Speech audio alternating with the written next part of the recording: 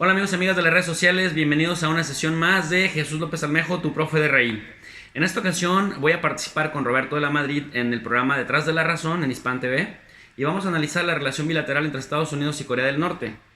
Posteriormente vamos a analizar ya más a fondo aquí en el canal de tu profe de reír algunas de las reflexiones que emanen del programa de Hispan TV. Esta es una especie de detrás de cámaras al que te invito a disfrutar y a que me dejes comentarios aquí abajito después de que se termine este video. Bienvenidos y bienvenidas.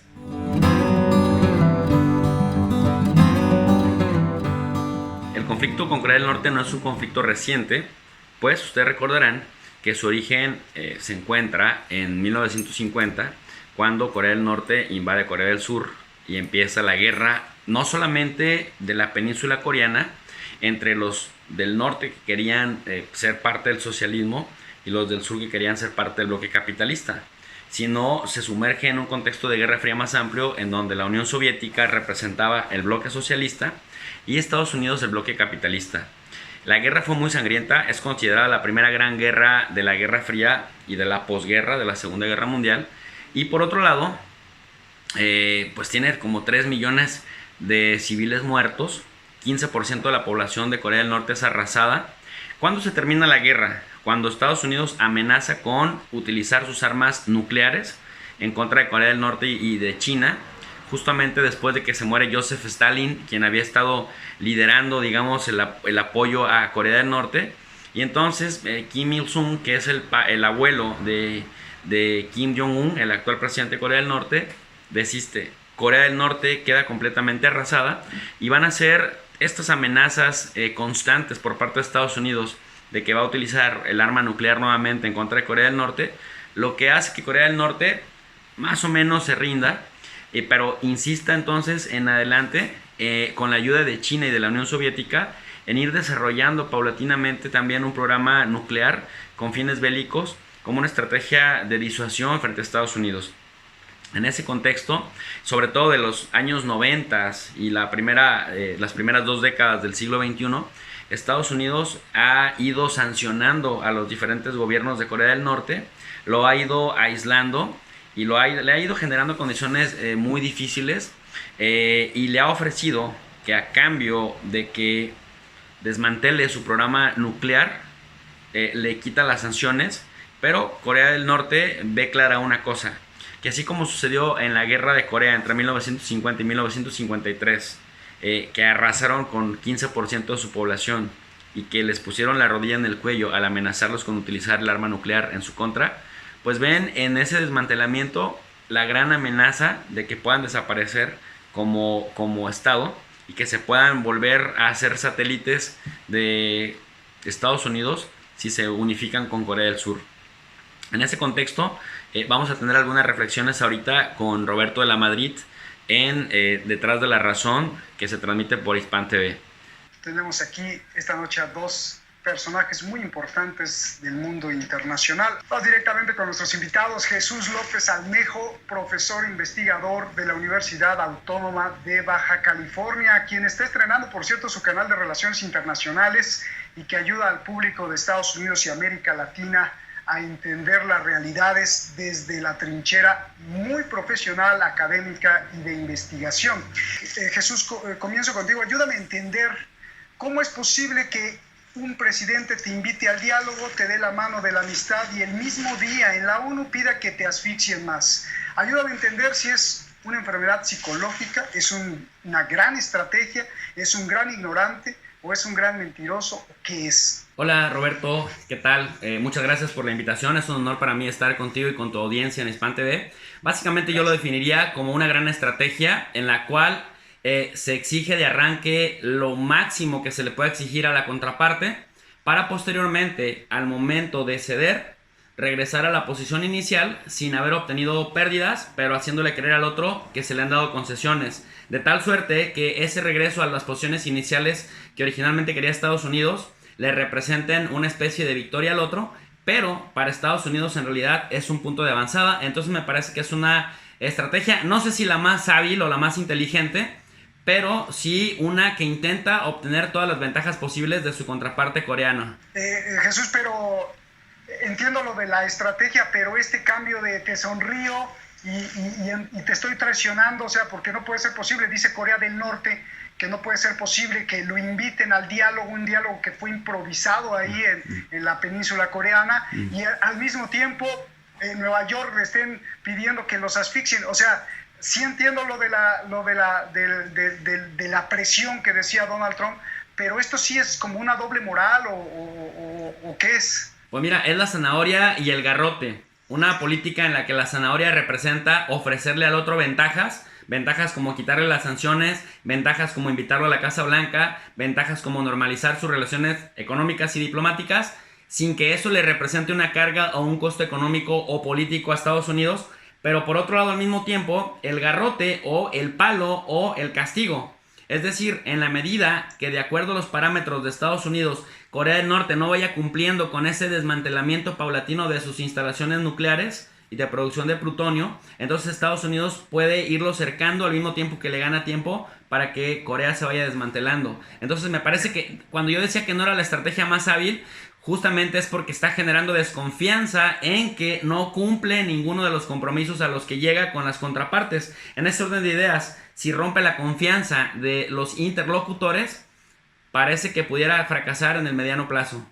Desde las relaciones internacionales, Jesús, ¿cómo se ve esto? O sea, ¿hacia dónde lo va a llevar? Porque ya se mencionó la teoría del loco, no sé si también estás de acuerdo que la está usando un poco Donald Trump, o por qué decidió usar esta estrategia. Está aplicando entonces lo que dice en su libro, En el arte de negociar, como si estuviera vendiendo o comprando una casa. Mira, Roberto, en el año de 1979, Kenneth Waltz, un clásico de las relaciones internacionales de la corriente del realismo estructural o el neorrealismo, escribió una obra muy interesante que se llama Teoría de la Política Internacional, y básicamente ahí decía que ve al sistema internacional como un sistema anárquico, el cual genera dinámicas de autoayuda en los agentes, en este caso los estados, que la autoayuda se traduce en el intento de aumentar las capacidades materiales que tiene cada uno, en este caso el tema militar y el tema económico. En el caso tanto de Estados Unidos como de Corea, al intentar aumentar sus capacidades materiales, en realidad, dice Kenneth Waltz, los estados intentan también aumentar sus capacidades de disuasión, en aras de que al otro, al interlocutor, ya sea en una alianza de cooperación o de competencia, le quede claro que un ataque en contra de su integridad le saldría muy costoso y le representaría un daño muy importante por haberse atrevido a atentar contra la soberanía de ese país. En el caso de Estados Unidos, me parece que intenta de manera racional aumentar el costo para que los demás, al momento de que les concedan tantito, sientan que han ganado. Pero como decía al principio de la intervención, al no haber un gobierno mundial, Estados Unidos se autoerige desde 1945 como ese que intenta ser el hegemón, ese digamos, policía del mundo, que intenta decirle a los demás países cuáles son las reglas con las que tienen que jugar, y en caso de que no se apeguen a ellas, también cuáles son las sanciones a las que se van a enfrentar. Y por eso me decía yo que desde esta postura neorrealista, el hecho de aumentar las capacidades materiales implica directamente un mensaje de disuasión para el otro. Oye, Jesús, hablando de los mensajes, ¿tuvo algún beneficio o no tuvo ningún beneficio el hecho de que Donald Trump haya sido el primer presidente de Estados Unidos que estuvo en Corea del Norte? Ahí lo vimos con unos pasos. ¿Tuvo significado o solo fue o no tuvo significado en la relación internacional? Mira, el significado fue muy importante porque Donald Trump está en campaña, Donald Trump se quiere reelegir, y el hecho de que vaya a decirle a sus votantes del Rose Bowl y del Snow Bowl en Estados Unidos todo lo que está logrando que otros presidentes no habían logrado, aunque solamente sea simbólico, les está convenciendo de que él es el único capaz de defender la seguridad y la soberanía de Estados Unidos. Y lo vimos en la celebración del 4 de julio, en donde por primera vez hay una exhibición de poderío militar justamente al estilo de China o al estilo de Corea del Norte o al estilo de Rusia, en donde, bueno, Trump hasta dice que va a ir a Marte, que va a ir a la Luna, y que de plano Estados Unidos no tiene ningún imposible. Eso, por supuesto, es un claro mensaje para el sector duro que no va a dejar de apoyarlo y que finalmente necesita que Donald Trump le dé incentivos. Y me parece que el hecho de haber pisado la zona desmilitarizada, que históricamente lo han hecho todos los presidentes después de la guerra de Corea, pero que se atrevió a cruzar de la mano, en este caso de Kim Jong-un, el presidente de Norcorea. Es un mensaje en ese sentido. Decir, miren, no dejamos de apretarlos, no dejamos de pedirles concesiones, pero al mismo tiempo vean que vamos más allá de lo que habían ido otros presidentes de Estados Unidos, por ejemplo, con las negociaciones a 6 bandas que tanto criticó Donald Trump durante su campaña en el 2016, Roberto. Oye, Jesús, ¿y está mintiendo Donald Trump? Por supuesto, porque en la política y en la diplomacia se tienen que decir mentiras elegantes que por un lado satisfagan a quienes le apoyan, pero por otro lado disuadan a los opositores del costo que les significaría estar en contra de alguna manera de las políticas que les son dictadas desde Washington. En el constructivismo, otra teoría de las relaciones internacionales, los entendimientos intersubjetivos, es decir, las ideas dominantes, las narrativas dominantes, determinan cómo los sujetos persiguen sus intereses, determinan las capacidades materiales y también subordinan las prácticas de los sujetos. En este caso, la idea dominante es que Estados Unidos es la hegemonía. La idea dominante es que Estados Unidos impone sanciones a todo aquel que no le sigue las reglas. La idea dominante es que incluso Estados Unidos puede atacar al que no sigue sus reglas. Pero Donald Trump ha mostrado cierta flexibilidad, porque ha mostrado que más bien tiene cierta habilidad para coercionar, pero luego soltar cuando hay un contraataque, cuando hay un interlocutor que es capaz de contraatacarlo. Ya lo vimos con China, por ejemplo, cómo se echa para atrás después de que lo había sancionado. Con el mismo Irán no se atrevió a un ataque después de que le bajaron ese dron en las aguas del estrecho de Hormuz. Ya lo vimos también con el caso de Rusia en Siria, que pareciera que Rusia, incluso el mismo régimen de Al-Assad, cruzan las líneas rojas que Estados Unidos le había impuesto, y Estados Unidos al final no necesariamente utiliza todo el músculo posible, sino que baja la tensión al volverse a abrir a negociar, por lo menos discursivamente.